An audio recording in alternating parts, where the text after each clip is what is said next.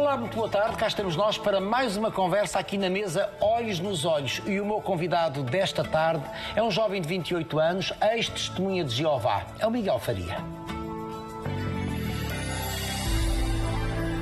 Cresci num seio de testemunhas de Jeová. Foi uma infância um bocadinho isolada. Eu não celebrava aniversários, não celebrava o Natal, não celebrava a Páscoa. Obviamente que uma criança que cresce nesse meio altamente isolado vai sentir sempre uma diferença em relação aos colegas de escola. Sentia que era excluído. A minha mãe afastou-se, divorciou-se do meu pai. Assim que ela se afastou das testemunhas de Jeová, eu comecei a sofrer imensa pressão para não falar, quer com a minha mãe, quer com a minha tia, que também se tinha afastado. Eu era proibido de ver a minha mãe e a minha tia. Isso foi um choque muito grande para mim. Tive depressão, problemas de ansiedade, dificuldades em dormir, fiquei extremamente obeso, etc. Quando eu chego aos 19 anos e começo a namorar com esta atual companheira, a relação não era aprovada pelas testemunhas de Jeová. Primeiro, eu tentei converter a Júlia à força. Tentei dar-lhe um estudo bíblico à força. Depois eu percebi que ela não ia ser convertida e comecei a desesperar. Então comecei a ter problemas de sono, insónias, ansiedade, pânico, etc. E eu desvinculei-me primeiro de uma forma, lá está, informal, e depois submeti em 2019, mais ou menos, o meu pedido de desvinculação total das testemunhas de Jeová. Poder realmente ser um indivíduo autodeterminado que faz aquilo que gosta não tem preço. Não há paraíso eterno que consiga cumprir essa lacuna. Quando nós não somos nós, nada vale a pena. Seja bem-vindo, Miguel. Nós estamos a pouco mais de um mês do Natal e você começa a festejar o Natal para aí com 19 anos. Mais ou menos, sim. 19, 20 anos. 19, 20 anos. Agora, o que é muito interessante, eu sei que é ateu, portanto, deixou de ser crente para ser completamente incrédulo, é que festeja o Natal e o Natal tem para si um fascínio incrível. Porquê? O Natal tem um fascínio incrível porque, em boa verdade, eu já celebrava o Natal de forma inconsciente, de forma assim subreptícia, mesmo antes de me desvincular das testemunhas de Jeová.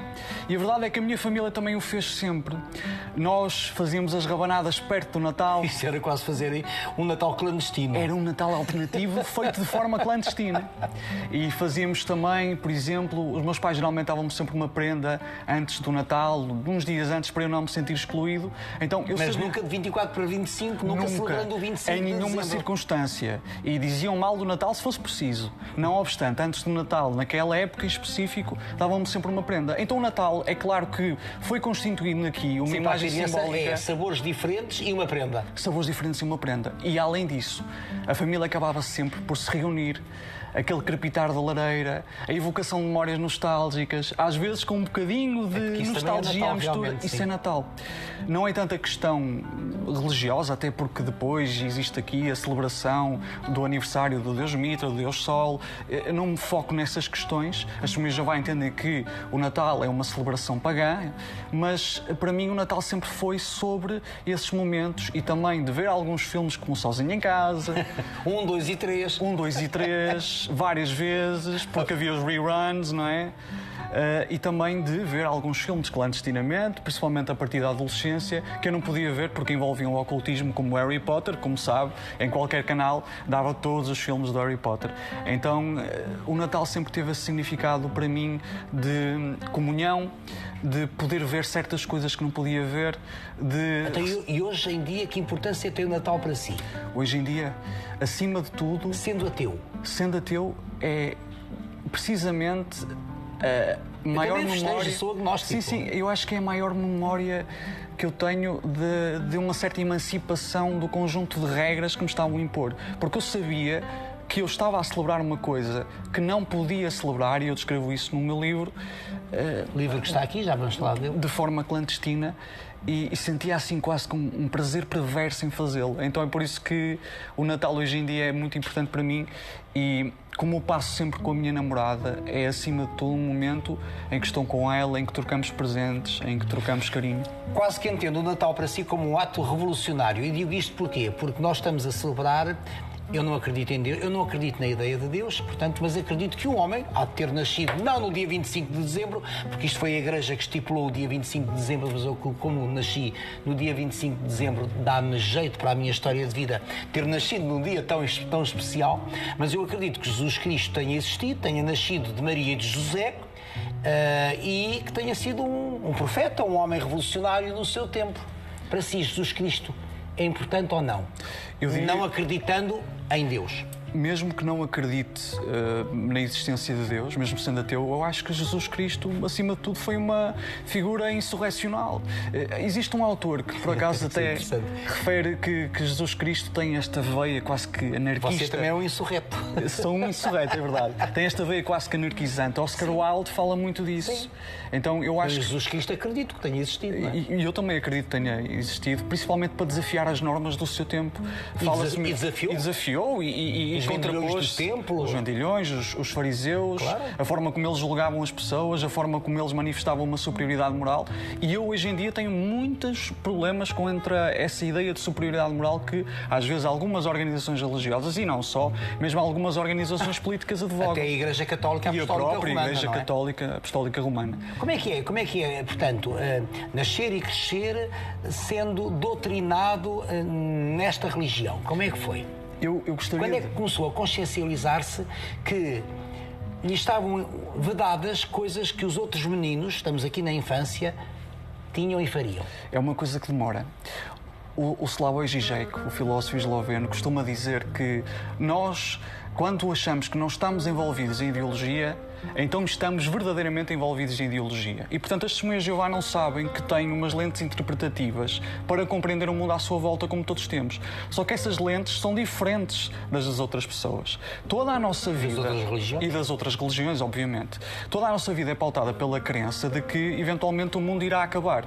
E só os testemunhas de Jeová se salvam. E só as testemunhas de Jeová digamos, são os eleitos. São os eleitos, sim. De Deus. De Deus, sim, exatamente. O que leva aqui um narcisismo coletivo também. Uma ideia de superioridade em relação às outras pessoas por causa do coletivo a que pertencemos. Durante muito tempo eu achei e interpretava tudo o que acontecia no mundo, inclusivamente eventos políticos, a própria crise de 2008 e assim, como um prenúncio do fim.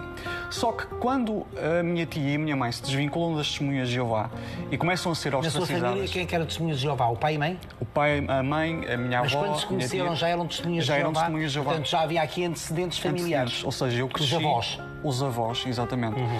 A minha avó acabou por ser convertida por uma irmã e... Qual avó? Mãe da mãe ou mãe do pai? A mãe da mãe, exatamente. A mãe da mãe acabou por ser convertida por uma irmã e, com mais ou menos 8 anos, a minha mãe começa a frequentar, junto com a minha avó e os irmãos, a congregação das Testemunhas de Jeová. Então, o meu pai... Foi um caso um bocadinho diferente porque ele cresceu sem pai, tinha uma vida de muita dificuldade material, vivia ali numa zona entre a Amarante e a Lixa e era realmente de uma fragilidade social muito grande. Então conheceu um senhor que lhe deu quase que um suporte e uma imagem de uma figura paternal. E foi assim que ele acabou por, através desta fragilidade, entrar nas Testemunhas de Jeová, que lhe prometiam um paraíso eterno. Da fragilidade e do afeto. E do afeto, exatamente, sim. Que eram coisas que lhe faltavam. Claro. Que lhe prometiam um paraíso eterno, o fim da miséria, o fim da fome, e o meu pai passou por isso tudo. O meu pai conta-me que, em pequeno, chegou a disputar bocados de pão com os ratos. Então o meu pai passou mesmo por uma fragilidade muito grande. Quando alguém lhe aparece e diz que tudo isso vai acabar, ele foi completamente apanhado. Sim, faz sentido. Então a minha mãe e o meu pai conheceram-se na construção do Salão de Assembleias das Testemunhas de Jeová em Valongo, namoraram, tiveram um filho e hoje cá estou eu, nasci no seio das Testemunhas de Jeová e até aos 19 anos estive plenamente envolvido com eles. Enquanto criança e mais tarde enquanto adolescente, sentiu-se isolado dos seus colegas, por exemplo, nas escolas, ou eram os colegas que o isolavam? Era mútuo. Sabe, as crianças têm muita dificuldade em lidar com a diferença, às vezes, por variedíssimas razões, às vezes vem da educação em casa. Mas por outro lado, essencialmente vem da educação em casa. Exatamente. Mas por outro lado, eu também era incentivado de alguma forma a não ter grandes relações com pessoas que não eram testemunhas de Jeová. Pela família? Pelos pais? Pelos pais, de certa forma, pela própria estrutura organizacional das Testemunhas de Jeová. Ou seja, eu, como também não celebrava certas coisas, como os aniversários do Natal, já havia aqui um motivo de exclusão. Mas eu próprio praticava aqui uma auto-exclusão, porque sentia que as pessoas que habitavam o meu cotidiano não seriam salvas. E depois há uma questão, uma criança pensa, estas pessoas vão ser Mas destruídas. aí preside um bocado quase o sentimento de culpa. Não vai acontecer. Poppy, why don't you take my keys and go for a ride? Welcome, Stella. You talk. Stella? Almost. Your favorite, right? How did you know?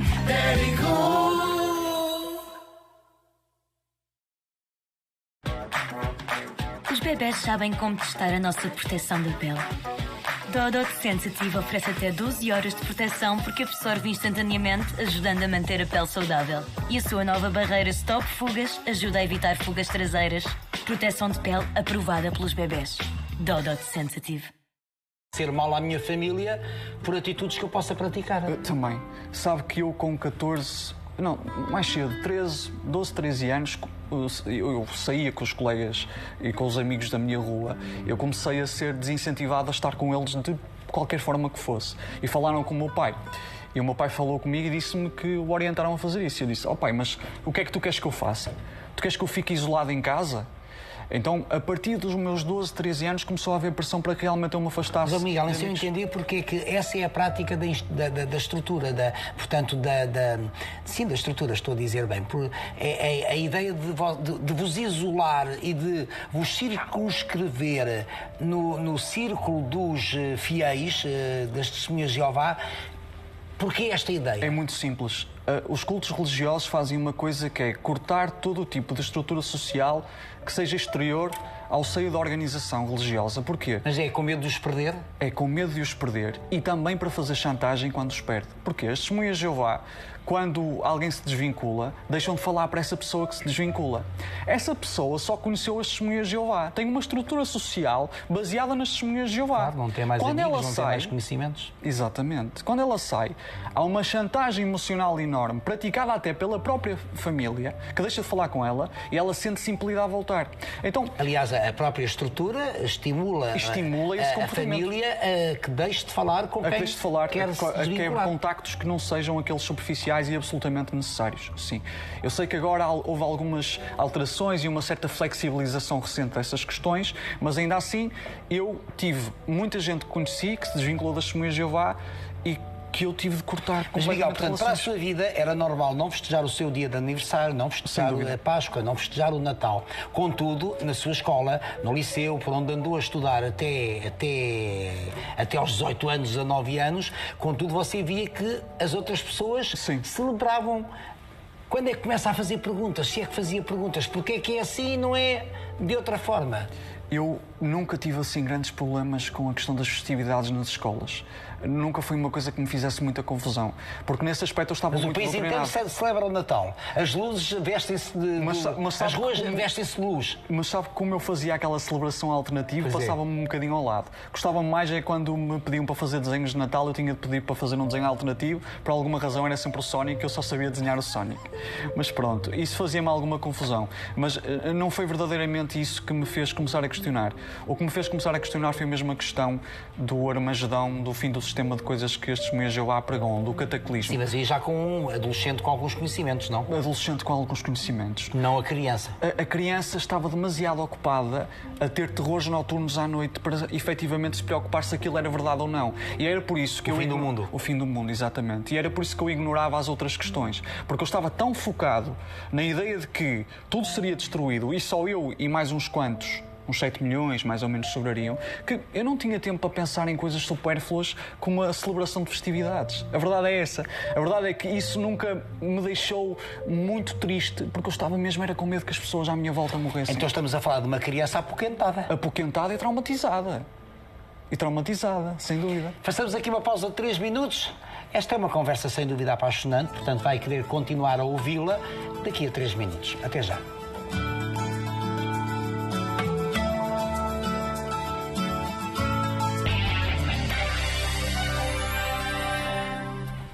Já lhe disse muitas vezes, e continuarei a dizer, que o meu plano de saúde é o Platina Mais Vida da Medicare. E o seu não tem. Então está à espera de quê? Ouça com atenção aquilo que o Luís Mateus da Medicare tem para lhe dizer, para logo a seguir ligar para esse número 850-2020, ou para tirar mais dúvidas, ou para aderir ao nosso plano de saúde Platina Mais Vida da Medicare. Boa tarde, Manuel. Acrescentar apenas que o número não tem custos, ou seja, a chamada pode falar o tempo que entender, esclarecer todas as suas dúvidas, que é uma chamada gratuita e apenas informativa. Falamos de um plano essencialmente de descontos, mais de 8.500 especialidades, onde pode obter descontos que podem chegar aos 50%. Salientar que são descontos diretos, ou seja, não há direito a reembolso. No ato do pagamento, imagino que faz um ato médico em que o valor do desconto chega aos 50%, paga apenas metade, ou refletido o desconto no momento em que faz o seu pagamento.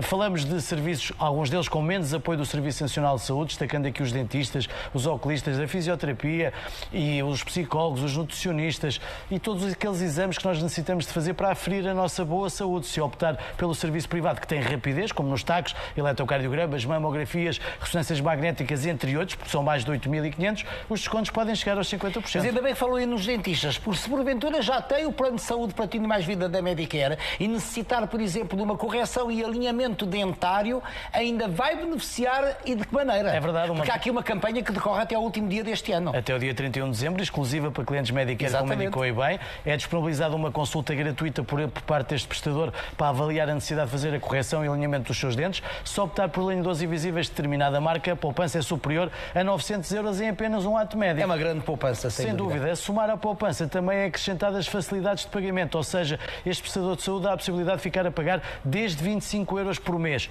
Poupança e facilidades de pagamento, o que faz toda a diferença. Então voltemos agora aos dentistas, porque também nos dentistas vamos encontrar agora não ao seu dispor descontos, mas até um serviço gratuito. É verdade. Porque há vários serviços gratuitos. Na verdade não é um, são 20 atos dentários gratuitos. Sim. À sua disposição, incluídos no plano Platinum Mais Vida, as consultas de avaliação, limpeza de boca e extração de dentes simples, e sabemos que pode evitar despesas maiores o ter a sua higiene oral controlada. O médico ao domicílio é outro dos serviços muito utilizado. O médico vai a casa, é mais confortável, evita uma ida desnecessária às urgências. O profissional de saúde fará o seu diagnóstico e, se houver a necessidade, então faz o reencaminhamento. Pode utilizar sempre que necessitar, assim como a videoconsulta. Para sintomas mais ligeiros, pode fazer uma consulta online, receber a prescrição eletrónica da medicação no seu telemóvel, bastando ir à farmácia comprar os medicamentos. Não precisa se levantar cedo para ir para uma unidade de saúde por esta razão. A segunda opinião médica, para quem está num processo de recuperação de um especialista nacional ou internacional. Eu creio que são razões de sobra para ligar o 850-2020, nem que seja para adaptarmos e conhecer os serviços que vai necessitar e as mais-valias que pode obter por via deste plano, que já é o plano de mais de 1.400.000 pessoas. Portanto, é o mais completo plano de descontos que eu conheço, ainda com serviços gratuitos. Está à espera de quê? É ligar agora 850-2020 e passa a ser como nós. Seja Medicare. Obrigado. Obrigado, Manel. Portanto, chegamos à adultez não, ainda à adolescência, mas à adolescência a entrar quase na adultez, e há aqui a desvinculação da sua mãe. Sim. Que idade é que tinha nesta altura? Eu teria mais ou menos 16 anos. Pois. E foi um Porquê período... que a sua mãe se desvinculou? A minha mãe desvinculou-se porque, em boa verdade, desde os 8 anos sempre se quis desvincular. Repare, até aos 8 anos ela fez tudo. Era tratada como uma princesa pela mãe, e eu adoro a minha avó, não é isso que está em questão. Fazia todas as festividades, o Natal, a Páscoa, o aniversário, e isso tudo lhe é vedado. Depois começou a sentir que o ambiente de casa ficou mais pesado, sentiu que as perspectivas de futuro eram muito menores. Então começou a sentir que estava a viver uma vida que não era a vida que queria.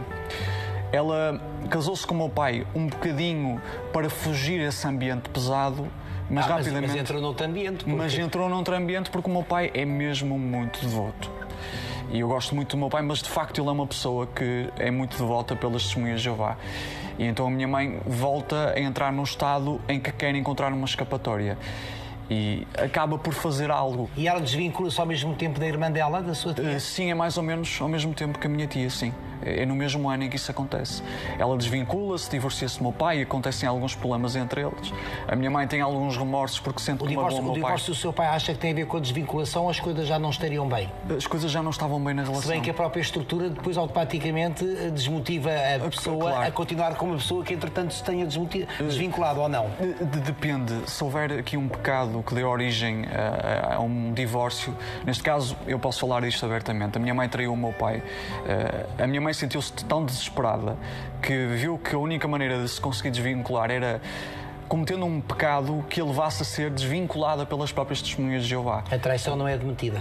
A traição não é admitida, a não ser que ela manifestasse um arrependimento muito grande numa comissão judicial que eles fazem. Em público dentro da estrutura. Em público dentro da estrutura, sim. Junto com os pastores congregacionais, com 3 anciãos, que é assim que eles se chamam. E isso não aconteceu.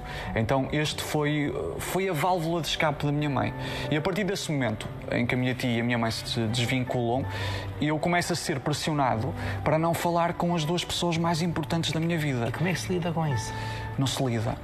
Fica-se obeso, fica-se com depressão, para-se de ir à escola. Eu próprio tive de ficar mais um ano a fazer módulos na escola profissional. Quando eles se separam, ficou a viver com quem? Fiquei a viver com o meu pai. Eu vi a minha mãe a passar fome. Eu trabalhei com o meu pai nas obras para ajudar a minha mãe financeiramente. A minha mãe passou muito mal.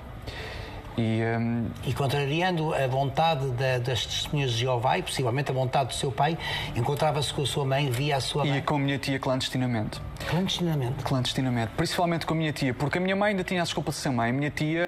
Tens medo da fuga surpresa noturna? Agora podes evitá-la com a nova Dodot e a sua revolucionária barreira Stop Fugas Traseiras. Para uma noite até 100% sem fugas. Noite sem fuga surpresa com Dodot. Espera! A minha vida é novelas. Mas não gosto nada de novelas na minha vida. Dispenso dramas. É por isso que sou o Novo Banco. Aqui é tudo simples. Gerir o dia-a-dia, pensar no futuro, faço tudo online. E fico com mais tempo para o que gosto. Viajar, escrever e ir ao banco quando é importante. Há decisões que prefiro discutir, olhos nos olhos. Sem novelas, claro. Novo Banco. Juntos fazemos o futuro. Não era tão direta como a minha mãe, não era um familiar tão direto. Apesar da minha tia ser 8 anos mais velha que eu e, em boa verdade, ser basicamente a minha irmã mais velha. Mas eu nunca iria, em nenhuma circunstância, deixar de estar com a minha mãe, nem com a minha tia. Eu nunca iria deixar de estar com a Sara, que a Sara é uma das figuras mais importantes da minha vida. A Sara é a tia? A Sara é a tia, exatamente. E sem ela eu não estaria aqui neste momento. Que é o nome bíblico. Que é o nome bíblico. E Pedro também é um nome bíblico, não é? Tinha de ser, não é? Tanto eu como a Sara já nascemos dentro das Testemunhas de Jeová. A Sara nasceu depois da minha avó se vincular às Testemunhas de Jeová. E nesse momento eu comecei a fazer algumas perguntas. Principalmente a minha tia começou-me a dizer: epá, tu não achas que algumas coisas não fazem sentido? Será que nós somos mesmo o grupo escolhido? Será que, de facto, não é desumana esta ostracização, este ostracismo que estão a praticar contra mim? Esta chantagem emocional que me fazem? Até aí nunca tinha colocado essa questão. Já tinha colocado essa questão, mas claro. Não verbalizado? Não verbalizava. Não era possível verbalizar isso com o meu pai. Claro. Para ter uma noção, eu fiz beatbox. Era esbarrar num muro, não é? Era. Há coisas mais prosaicas, por exemplo, eu comecei a fazer beatbox e eu comecei até a participar em algumas festas das Testemunhas de Jeová e a fazer beatbox. Rapidamente surgiu um boato de que eu seria o novo Tupac, que eu andaria a tentar enverdar pela cultura hip-hop. Não, eu só gostava de fazer sons com a boca.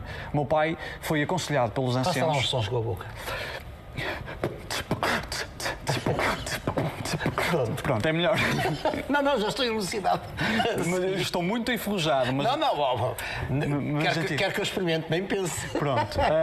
E o meu pai foi aconselhado a dizer-me para parar de fazer beatbox. E eu disse ao meu pai que, epá, eu vou abdicar tudo para uma coisa que não gosto, é que eu nem gosto de estar aqui dentro.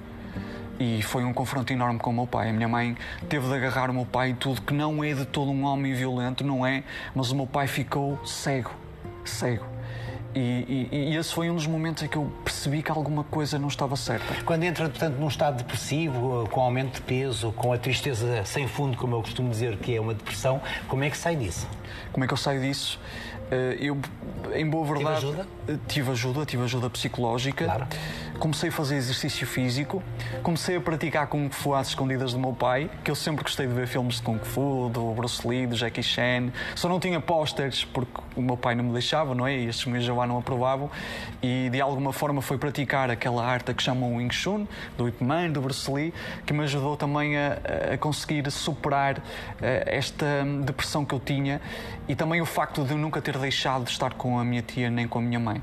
Elas foram uma pedra muito importante, uma âncora muito importante para a minha estabilização emocional. E como é que lidou com a relação com o pai, sendo o pai um devoto? Assim, eu acho que tenho mais... Ficou sustentável a vida com os dois, ou entre os dois na mesma casa ou não? Não ficou sustentável, mas porque eu me continha muito. Fica difícil. Eu tenho uma certa habilidade para conseguir conter as coisas durante muito tempo, só que também tenho uma habilidade muito grande para depois explodir de uma maneira que não é a mais adequada. E o que me salvou foi que, mais ou menos aos 19 anos, que foi quando eu me desvinculei, não oficialmente, das Testemunhas de Jeová... Já existia a Júlia na sua vida? Foi nesse momento. Eu conheci a Júlia, comecei a namorar com ela. Mas quando conhece a Júlia e começa a namorar com ela, ainda era Testemunha de Jeová? Era Testemunha de Jeová. E tenta levar a Júlia para as Testemunhas de Jeová? Porquê? Isto foi em 2015. Em 2015 há o ataque no Bataclan, antes disso há o ataque no Charlie Hebdo.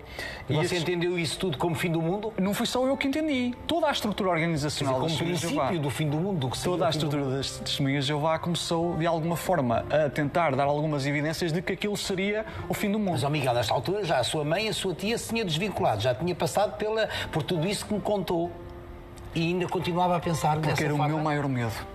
Eu já não acreditava em certas coisas. E o medo que estava lá desde criança. Mas o medo residual do fim do mundo é uma coisa que demora muito a sair e foi das coisas que eu mais demorei a superar. Mesmo que eu não acreditasse, havia sempre aquela dúvida. Um dia terá o seu fim do mundo, é quando falecer. Sim. Não, do mundo não será. O mundo continuará sem mim. Ainda bem continuará sem mim. Exatamente. O mundo continua sem nós, ainda bem. Mas basicamente foi isso. Eu ainda tinha um medo do fim do mundo. E às vezes ainda tenho uns certos terrores noturnos e acordo estão lá desde criança. Que estão lá desde criança. Então eu pensei assim, mesmo que isto não seja verdade, é melhor eu tentar converter a Júlia para salvá-la. E eu descrevo isso no livro. O livro é basicamente a história de eu a tentar converter a Júlia e a perceber que as testemunhas... Monólogos a dois. Monólogos a dois. É eu a ter uma conversa interna, basicamente. Consigo próprio. Comigo. Exatamente. Porque eu sempre tive o hábito de falar sozinho, de pensar alto. Sabia que não estava ninguém do outro lado, mas era a maneira que eu tinha de exteriorizar aquilo que pensava. E era a sua maneira de sobreviver. Era a minha maneira de sobreviver, exatamente. Se eu sobrevivi até agora, foi por causa dos monólogos a dois. Portanto, desvincula-se e, entretanto, a Júlia vai estudar para Coimbra. E a Júlia vai estudar para Coimbra. Entretanto, já tinha alguma função profissional? Já. Eu, como as testemunhas de Jeová são desincentivadas a ir para a universidade, Porquê? É pura e simplesmente... É por causa da aquisição de conhecimento? Aquisição de conhecimento. Portanto, quanto menos... meu Deus, os políticos também eram... O Estado Novo também era bom nisso. Exatamente, claro. E as testemunhas de Jeová foram perseguidas pelo Estado Novo. Isso é que é irónico. Portanto, é muito interessante. Quanto mais conhecimentos vocês tiverem, mais podem pôr em causa a estrutura de testemunhas de Jeová ou outra religião qualquer. Sabe, por exemplo, eu fui para a Administração Pública ou Privada na Faculdade de Direito da Universidade de Coimbra. Depois fui mestrado em Ciência Política. Isto ajudou-me a desenvolver um senso crítico bastante grande. Obviamente que eles não querem pessoas que desenvolvam... Aliás, é pôr tudo em causa, seja nesta religião ou noutra qualquer. Exatamente. Não é? E eu não me refiro a pessoas individualmente, refiro-me à estrutura organizacional. Sim, com certeza. Há de haver muito boas pessoas dentro da estrutura, não é? Claro, sem dúvida. Pessoas incríveis que eu conheci e que acho que estão a ser amputadas pela própria estrutura. E então eu já era técnico informático na altura, eu saio desse trabalho, peço admissão para ir estudar para Coimbra, para a Faculdade de Direito. Mas que é um risco, você não tinha apoios financeiros para o sustentarem nessa altura, não é? Nessa altura, a minha mãe vai também... atrás da Júlia? Não é por ir atrás da Júlia. Atrás da Júlia, entre aspas. Eu sempre quis estudar. E eu sempre tive Coimbra mais ou menos na mente. E quando eu fui visitar... Claro, porque existe todo aquele romantismo... Academia, claro. Exatamente. Aquela romantização de Coimbra. Claro. Quando eu fui a Coimbra visitar a Júlia pela primeira vez, alguma coisa se acendeu. Ela estava a cursar o quê? A História da Arte na Faculdade de Letras. Depois fez lá um mestrado também em Arte e Património. Acendeu-se uma centelha dentro de mim, que foi: eu tenho de vir para esta cidade. Eu olhei para a alta universitária, eu vi a torre da Faculdade de Direito da Universidade de Coimbra pela primeira vez e eu disse: não, eu tenho de vir para aqui. E fiz os exames... A Cabra? A Cabra, exatamente. Porque eu vivia na Baixa de Coimbra. Pois, eu vi a Cabra, disse a torre para ser mais fácil de identificar, mas falhou-me realmente. Vi a Cabra, que durante muito tempo eu tive medo de subir porque tenho algumas vertigens, mas depois lá me aventurei. Eu vi a Cabra e disse: não, eu tenho de vir para aqui. Você ultrapassa os seus medos, é isso? Eu ultrapasso os meus medos, sim. E fui para lá estudar e foi difícil porque a minha mãe também se tinha demitido porque estava a ser explorada numa fábrica a trabalhar às vezes às 24 horas por dia. Eu disse, mãe, queres que eu adie isto? Queres que eu continue a trabalhar para te ajudar? E houve uma coisa que realmente me motivou a ir. Ela virou-se e disse, filho, nós vamos dar um jeito, estuda porque é o teu sonho. E passamos dificuldades, Eu passei fome, se não fosse a Juliana meter-me um prato de comida na mesa, eu talvez não tivesse sobrevivido, mas a verdade é que eu fui para Coimbra, emancipei-me e no primeiro ano fui o melhor aluno da minha turma. Apesar de competir com colegas que tinham muito mais dinheiro do que eu. E licenciou-se? Licenciei-me e depois vim para Braga fazer um mestrado em Ciência Política. Hoje em dia, que relação é que tem com o seu pai? O meu pai, eu gosto muito do meu pai. Ele é um homem muito carinhoso, mas é um homem que não compreende que o filho é mestre em Ciência Política, que o filho escreve para jornais sobre política. Tem um canal no YouTube. Tem um canal no YouTube com quase 10 mil subscritores sobre política. Exatamente. Que o filho, ele conhece mais por Pedro, mas que o filho tem uma personalidade pública, que é o Miguel Faria. E que essa é um elemento constitutivo do eu, da minha personalidade. Não é possível entendimento, não é possível diálogo entre vocês? Nós só falamos de coisas muito corriqueiras, muito prosaicas. Não podemos falar, por exemplo, de olha, pai, escrevi este artigo para aquele jornal. Mas não podem porquê? Porque o meu pai diz, isso são coisas do mundo, este mundo está a acabar, não te podes envolver politicamente. Essa é outra questão. As testemunhas de Jeová não se podem envolver politicamente. Primeiro pela questão de desenvolver senso crítico, mas também porque há esta ideia de que porque é que tu vais investir num mundo que vai acabar? O único rei que nós aceitamos é Cristo, não os reis do mundo, não os governantes do mundo. Então as testemunhas de Jeová nem sequer podem votar. Quanto mais escrever sobre política, quanto mais ser representantes partidários, quanto mais ter um canal no YouTube a falar sobre política. Eu vou dizer uma coisa que pode suscitar aqui muita controvérsia. Vou perguntar-lhe, estamos a falar de lavagem cerebral? Eu diria que sim. É lavagem cerebral.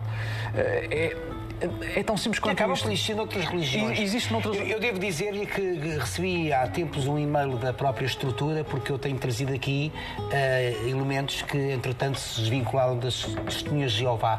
E aquilo que eu já pedi à minha produção é que gostaria de conversar com alguém que fosse testemunha de Jeová. E não aceitaram tê-los. Não irá acontecer. Eu diria que é lavagem cerebral, mas mais do que ser lavagem cerebral... Por vezes basta um gesto. E com a inteligência artificial Ayer é possível nutrir ligações humanas. Um programa inovador pode fazer com que a sua presença seja realmente sentida, mesmo à distância. Um gesto tem a capacidade de nos ligar, instintivamente. Ayer Connect to Extraordinary. Os bebés sabem como testar a nossa proteção da pele. Dodot Sensitive oferece até 12 horas de proteção porque absorve instantaneamente, ajudando a manter a pele saudável. E a sua nova barreira Stop Fugas ajuda a evitar fugas traseiras. Proteção de pele aprovada pelos bebés. Dodot Sensitive. Cerebral é dar umas lentes interpretativas do mundo que amputam completamente a pessoa. Chame-se lavagem cerebral, chame-se doutrinação, chame-se ideologização, o que se queira chamar. O facto é que as testemunhas de Jeová estão vedadas de uma série de coisas. É quase como uma caverna de Platão. E quando saem, efetivamente, veem o mundo da realidade e não apenas o mundo das sombras, que é aquilo que as testemunhas de Jeová retratam nos seus livros, nas suas publicações, que se baseiam numa interpretação muito específica da Bíblia. Miguel, chegados aqui, em que é que acredita? Eu acredito fundamentalmente na capacidade dos seres humanos mudarem o seu rumo e mudarem o seu futuro. Portanto, não acredita mais em religiões? Não acredito em religiões, embora eu compreenda o papel da religiosidade, respeito todas as fés e compreenda que muitas vezes as religiões têm um papel de formação de comunidade, de sociabilidade. Tem papel social também. Tem papel social, muitas vezes de caridade e tudo. A fé pode ser aqui uma ferramenta importantíssima para a maior parte das pessoas para ultrapassarem as adversidades da vida, o caminho, não é? Exatamente. Eu considero-me... Tenho o maior respeito pela fé dos outros. Eu tenho uma filosofia muito materialista, já não sou tão idealista, eu baseio muito, se calhar, em Feuerbach, em Marx, e acredito que os humanos, movidos até pelas próprias condições materiais, têm a capacidade de alterar o seu futuro e principalmente coletivamente. Então, e depois as religiões vendem, eu estou a colocar entre aspas e com todo o respeito por quem acredita, esta ideia de vida para além desta vida, claro, que é algo que conforta muito perante as dúvidas existenciais. Claro, não é? a morte, o medo da morte. Claro. O que é que andamos aqui a fazer? Aquelas perguntas sem resposta, não é? Claro. Eu sei o que é que ando cá a fazer e você, pelos vistos, também, não é? Sabe que durante muito tempo eu tive muitas questões relativamente ao sentido da vida. Eu ando aqui para ser feliz. É isso. Que eu acho que todos nós andamos. Ou deveríamos andar? Em última instância, eu não estou cá a fazer nada a não ser aquilo que eu quero fazer. É isso? É tão simples quanto E o que é que você quer fazer?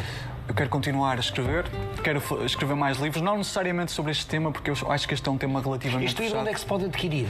É sim. Está à venda em qualquer sítio ou é apenas um e-book? Está disponível em e-book. Neste momento eu estou a tratar de edição física com a editora que eu e um amigo meu, o Lécio isto é um Dias, livro fundamos. físico? Sim, sim, eu já imprimi. Mas ainda estamos a tratar da edição de outras cópias, através da editora que estamos a fundar, que é Conversas da Baixa. Estamos a tratar da questão do Conversas da Baixa ISBN. tem a ver com a Baixa de Coimbra? De Coimbra, exatamente. Porque o Lécio foi meu colega de quarto na residência universitária da Alegria. E onde é que vive o Miguel? Braga? Braga, vive em Braga, ali na zona de Nogueira. O canal do YouTube? O canal do YouTube baseou-se fundamentalmente um bocadinho na minha tese de mestrado. Eu, por causa das testemunhas de Jeová, comecei a perceber que existia uma certa tendência também nas próprias agremiações de extrema-direita para a formação de cultos em torno de um líder. Então eu comecei a analisar o populismo de extrema-direita e particularmente o caso português do populismo. Mas que é inevitável dado o desencanto que as pessoas têm face aos políticos. E às políticas e às condições materiais. Sim, que é um ponto muito importante. Claro. Que é um ponto muito importante. O populista ou demagogo diz aquilo que as pessoas querem ouvir. Apenas isso. Nem sequer apresenta soluções. E tem uma visão moralista. O populismo é uma ideia, um conjunto de ideias segundo o qual existe um ente puro e virtuoso, que é o povo, e um ente corrupto e corruptor, que são as elites. É uma ideia maniqueísta do mundo. E o populista pretende, ou diz que pretende, praticar a vontade do povo no poder. Esta é basicamente a definição. Quando há o desencanto perante a democracia, surge inevitavelmente isso é o que menciona, por exemplo, Margaret Canavan, que infelizmente já faleceu, mas tem uma obra seminal sobre isso em 2022, em 2002, aliás, não é 2022. E realmente esse desencanto com o mundo também é, lá está, explorado pelas testemunhas de Jeová e com uma visão moralista do mundo. É os bons contra os maus. As testemunhas de Jeová, que são puras e virtuosas, contra o resto do mundo que está corrompido. Maniqueísta. É quase como o maniqueísmo que é descrito no Lord of the Rings, no Senhor dos Anéis. Existe Sauron, existem os Viu orcs. esse filme? Vi. Às E li os livros às escondidas, e li os livros às escondidas, e hoje em dia eu tenho basicamente um almanaque com os livros todos. Faltam-me alguns que eu não consigo Miguel, comprar. então tem fé em quê? Em si? E na sociedade. Fundamentalmente é isso. Tenho a esperança que os humanos têm em si a capacidade para fazer coisas melhores. É tão simples quanto isso. Então como é que lida com o mundo atual? Como é que eu lido com o mundo atual? Às vezes é fácil sentirmos-nos desencantados, é fácil sentirmos-nos dessensibilizados. Mas eu acredito que, acima de tudo, quando estamos empenhados, por exemplo, num canal do YouTube, na organização, quando estamos envolvidos em coletividades e comunidades que trabalham em relação a algo, nós percebemos o potencial coletivo que existe. É claro que nem toda a gente está a caminhar para a mesma coisa, é claro que estão a acontecer atrocidades muito grandes pelo mundo afora, na Ucrânia, na Palestina, etc. Mas ainda assim, há muitos coletivos que nos dão esperança e nos fazem pensar, não. Ainda existem pessoas com ideias certas, ainda existem pessoas com ações que estão de acordo com aquilo que acreditam. O que é que a Júlia trouxe para a sua vida? A Júlia trouxe, acima de tudo, liberdade. Eu tentei converter a Júlia à força e eu digo no livro que ela me calava sempre... Abençoada a palavra, liberdade. Bem que se aplica à sua vida. Sem a dúvida. partir dos 19. É verdade. A Júlia significava... A Júlia calava-me eternamente com um beijo sempre que eu a tentava converter. É a liberdade através do afeto. Eu acho que não existe liberdade sem afeto. O afeto é uma das condições materiais necessárias para a liberdade. Porque não é livre aquele que não come, não é livre aquele que não tem afeto, não é livre aquele que não tem condições mínimas de subsistência. E a Júlia, ao garantir-me até um prato de comida para eu poder estudar, garante uma liberdade não só no sentido formal, mas no sentido material, porque eu pude estudar, pude emancipar-me e agora tenho uma casa com ela. As testemunhas de Jeová não são livres? As testemunhas de Jeová não são livres. Não são. Muita gente tem potenciais desperdiçados, sonhos que foram completamente amputados, histórias de vida que nunca se concretizaram. Contudo, há milhões de devotos. Contudo, há cerca de 8 milhões neste momento. Mas as coisas não são tão boas como parecem, porque a verdade é que ele já tem 8 milhões de devotos há muito tempo e há muitos casos de pessoas de comunidade. Como é que os jovens... Eu tenho muitos amigos do lado do tempo em que era testemunha de Jeová que estão cá fora como eu. E há muitos casos de jovens, millennials, zennials, que estão a sair da organização, porque eu acho também que com as redes sociais, uma maior exposição à cultura mediática e tudo, as pessoas já não conseguem ser isoladas da mesma forma. Agora, este é um processo doloroso. É um processo extremamente pelo doloroso. qual você passou e certamente todos passam. Eu faço terapia até hoje. Percebe? É inevitável. Eu tomo um antidepressivo. É claro que todas as minhas atividades... Mas porquê é necessário ainda fazer terapia? Porque ainda não se reorganizou? Eu reorganizei a minha vida, mas apesar de não acreditar... Estou a dizer interiormente. Sim, há um aspecto que fica. Apesar de não acreditar no fim do mundo, eu tenho sempre uma mentalidade catastrofista que acha que tudo vai correr mal. E às vezes tenho algumas crises de pânico por causa disso. Apesar de estar tudo bem, apesar de aparentemente as coisas estarem a correr bem, aparece uma vozinha, é claro que não é uma vozinha real, não é literal, que diz assim, se calhar não, se calhar vai acontecer uma catástrofe amanhã. Tendo passado por tudo isto, esta é a última questão, não sei se quer acrescentar mais alguma coisa, estamos no fim da conversa. Que importância tem a vida para si? Que importância tem a vida? O que é a vida para si? A vida é a unicidade, é a singularidade. Cada um tem a sua. Cada um faz com ela o que entender. Cada um faz com ela aquilo que acha que deve fazer e tenta construir o seu microcosmos e às vezes o seu cosmos através das coletividades para mudar o mundo da maneira que consegue. O que é que quer fazer com a sua, uma vez que tem apenas 28 anos? O que eu gostava de fazer com a minha vida? Eu gostava de dar aulas de ciência política. Vai ser pai?